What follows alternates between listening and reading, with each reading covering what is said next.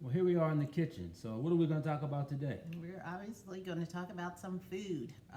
What are some of your favorite foods? Spaghetti, ribs, pizza. I like chicken, fried or baked, fish, fried or baked. So, how about you? What are some of your favorite foods?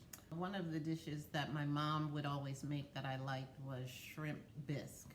So that was one of my favorite. Yeah, that was pretty good. Yeah, and I like vegetables, okra, candied yams, cornbread, a lot of good stuff. Yeah. So this episode is going to be soul food and the evolution of what we eat. So I'm Donna. And I'm Will. And this is Journey with Donna and Will.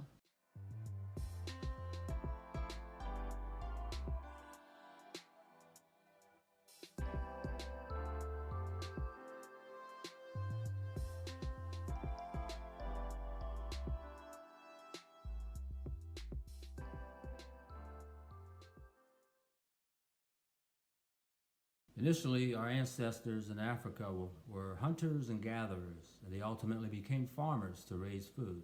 In West Africa, it was plant-based. They ate fruit, mainly fruit, green vegetables, hardy vegetables, soups, and stews. And they also ate okra, black-eyed peas, leafy greens, yams, watermelon, and they rarely ate meat or dairy. They used hibiscus to make red tea. They also used cola nuts. That was a mild stimulant. That is an ingredient in Coca-Cola and Pepsi.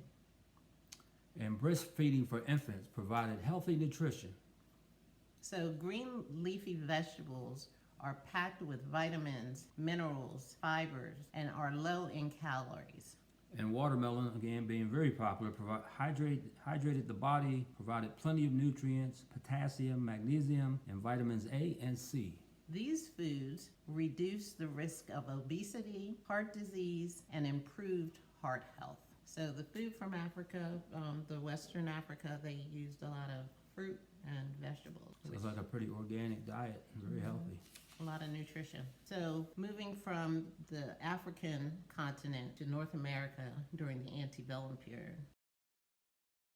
Slave owners didn't provide a lot of food to the enslaved. They did very little to keep those that were enslaved alive. Right. So in general, food rations were given out on Saturdays, and that food was to last the whole week. And most of the time, there wasn't enough food.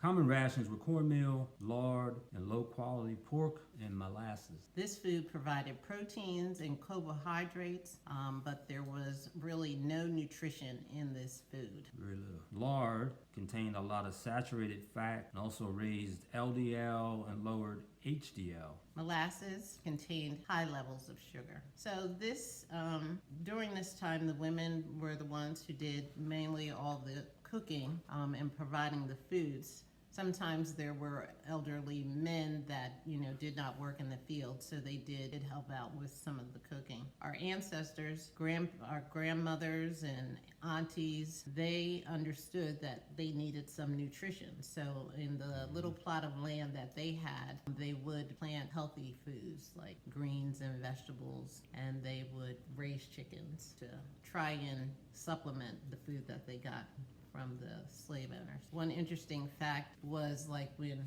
they worked in the kitchen, the slave owners were used to having pies, and most of those pies were generally meat pies. So the African, culture, they did not know anything about pies, but they kind of came up with vegetable pies and fruit pies, which was interesting to find out. Yeah, very interesting. So maybe that's where some of the cobblers came from and all the different pies. Maybe apple pie, maybe not, but yeah, it just seems like they were used to meat pies, and the Africans were used to vegetables and fruits and things, and they kind of combined those two. Creative cooking. Moving from the antebellum period to the Civil War time. And also during the Civil War, blacks were often employed in support services. As far as the Union and the Confederate armies, they were assigned to, a lot of them were assigned to cooking duties. Civil War rations were salt pork, bacon or beef, soft bread, hardtack or cornmeal. Evolving from Civil War times to the Reconstruction Era. Also, food during Reconstruction. After emancipation, many gatherings with food were done at the church. They had like what type of food? Fried chicken. Yeah, the food primarily consisted of fried chicken, corn on the cob, collard greens, red juice, kind of stuff we eat today. Right. Now, the red juice is kind of interesting. This is something that's sort of prominent, was prominent in Africa, the hibiscus. Right, the hibiscus tea, you know, they use the leaves and, you know, I think there was something spiritual or something about the redness of it.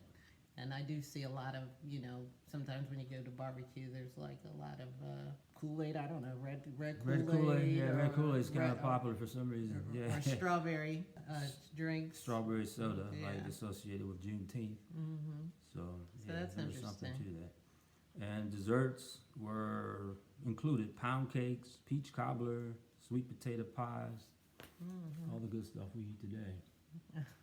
After the Reconstruction kind of had the Great Migration, a million blacks moved up to the north from the south. Right? And when they moved into areas with other immigrants like Asians and Hispanics and Italians.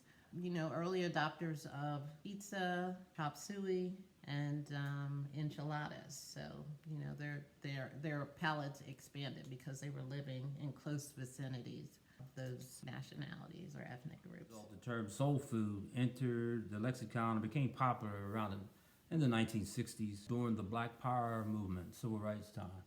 Many consider Sylvia Woods queen of soul food because she opened a Harlem restaurant. Apparently very popular. Yeah. Sometimes we get Sylvia's greens and things of that nature for our food. So, although I love soul food, Me too. soul food is not liked by all. Some people actually call it plantation food. Dick Gregory called it deaf food.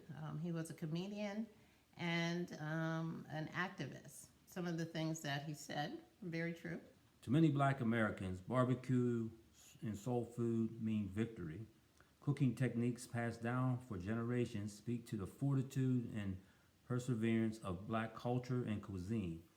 But along with celebration comes the consideration of the health effects of meat, sugar, and fat. That's right. You know, you got to consider the health effects of what you eat. You are what you eat. Yeah, so that makes a good point, you know, especially looking at the impact or health disparities in our community, diabetes. Stroke, high blood yeah. pressure. And so, yeah, it makes a good point. I mean, you still can eat soul food. There are different types of soul food, just using different ingredients. With meats, there's also vegetarian soul food. Sometimes I watch Tabitha Brown. I like her. She calls her hair Donna, so I'm calling my hair Tabitha. Okay. I have a niece, Brandy, up in Pittsburgh. She's done wonderful things with the youth there. She's got an organization she established called We Cook, We Eat. So teaching the young people how to do healthy cooking with lots of fruits and vegetables and a lot of delicious stuff, good for the body. Yeah, she's doing an excellent job up there. Yay, Brandy. I do like, you know, kind of moving a little bit more towards vegetables and eating healthy, less sugar, less salt. Mainly health reasons, you know, it kind of improves your health. You definitely feel better when you're eating the right. Feel better, easier on foods. your digestive system. It's just it's good all the way around. Yeah. Learn better what to eat and stuff. It's good to do better. Church programs that kind of have like health programs that kind of feed you information. There's the information from your doctor and everything out there. To me, it seems like the evolution goes back to, you know, Africa. They seem to be eating the right type of things, the fruits and vegetables, a little bit of meat. Living off the land naturally. And if you or anyone in your family is a great soul food cook and has any helpful hints or tips for how to make it healthier, please let us know. Just put your comments down below. Please subscribe, like, and share, and we'll see you next time. I'm Donna. And I'm Will. And this was Journey with Donna.